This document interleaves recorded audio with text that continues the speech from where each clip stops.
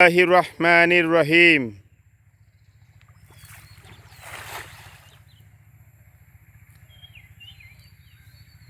আমরা ত্রিনা বেগমের প্রকল্পটি পরিদর্শনে এসেছি। প্রকল্প হচ্ছে মৎস্য চাষ। পর্যায়ক্রমে আপনারা দেখতে থাকুন, বাকি এটা পরে বলছি।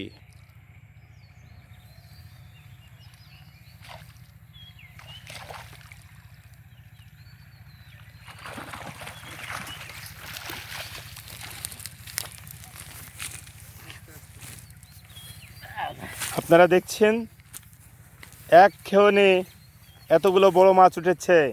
সুতরাং পুরো পুকুর ভরে কত মাছ আছে সেটা অনুমেয়যোগ্য।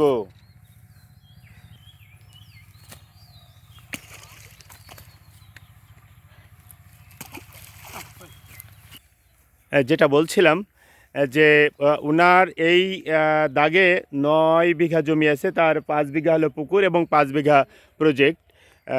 দেখছেন মৎস্য প্রজেক্ট। এখানে বিভিন্ন প্রকারের সাদা মাছ সহ বিভিন্ন প্রকারের মৎস্য আছে, যেটা আমাদেরকে উনি মেরে দেখালেন। এবং এই পাশে উনি দেখেন একটা ফ্ল্যাটের তিল রোপণ করেছে এবং তার পাশে মরিচ গাছ আছে। সবচেয়ে ভালো লেগেছে যেটা, যে এই মৎস্যর অর্থাৎ পুকুর পাড়ে উনি একটি প্রজেক্ট করেছে, সেটা হলো গাভী পালন, যেটা গাভী উনি তুলবে, একসঙ্গে 20টা গাভী তুলবে। সম্মানিত ভিউয়ার্স, আমরা একটু পরে ওনার সাক্ষাৎকার নিব। আসসালামু আলাইকুম ভাই, ভালো আছেন? আলহামদুলিল্লাহ। আমি যতদূর জানি আপনার একটা ভাই সচিবালয়ে চাকরি করে, আর আপনি চাকরি বাকরি বাদ দিয়ে এই প্রকল্পে হাত দিলেন কেন? এখন চাকরি বাকরির চেয়ে প্রকল্প এখন লাভজনক পাইছি। আপনি বলতে যাচ্ছেন যে চাকরি অপেক্ষা মানে ব্যবসা বাণিজ্য ভালো, অর্থাৎ আপনার দৃষ্টিতে চাকরি করে চাকরে আর এই যে কৃষিতে অর্থাৎ উৎপাদনে মাইক্রো এন্টারপ্রাইজ ক্ষুদ্র উদ্যোক্তা হিসেবে আপনি আত্মপ্রকাশ করেছেন এবং সবাই আপনাকে চিনে, তাই তো? আপনার নাম কি? মোহাম্মদ সেলিম মন্ডল। মোহাম্মদ সেলিম মন্ডল। আপনার এখানে কত টাকার মাছ আছে? আমার এখানে সর্বনিম্ন 5 লাখ টাকার মাছ আছে। আপনার এখানে সর্বনিম্ন 5 লক্ষ টাকার মাছ আছে। নতুন যেটা দিয়েছি মনোসেক্স তেলাপিয়া। মনোসেক্স, এই জাল দিয়ে ঘিরা, এর ভিতরে মনোসেক্স তেলাপিয়া। আচ্ছা আচ্ছা, এর মূল্য কত? এর মূল্য এখন 30,000 পোনা দিয়ে আছে, 60,000 টাকার মাছ দিয়ে আছে, কিন্তু এটা 7 লাখ টাকা বেচা যাবে যখন 4 কেজি।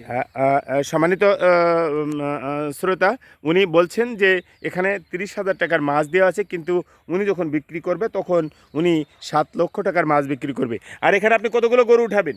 এখানে আমি আর 38টা গরু উঠানোর চিন্তা। উনি এখানে 38টা গরু উঠাবেন। এছাড়াও আপনার আর কি কি, আপনি কি ধান চাষ করেন? হ্যাঁ, ধান চাষ করি, মরিচ আছে, ওই যে বেগুন আছে।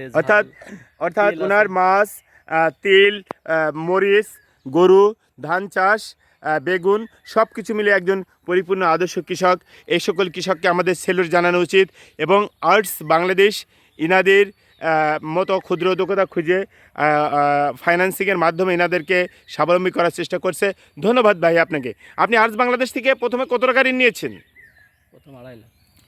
প্রথম 2.5 লাখ, 3 লাখ, 4 লাখ, 4.5 লাখ এখন চলে, তাই তো? তো আর্টস বাংলাদেশের সাথে থেকে আপনি খুশি? জি খুশি। জি ভাই, আপনাকে অসংখ্য ধন্যবাদ। Thank you very much.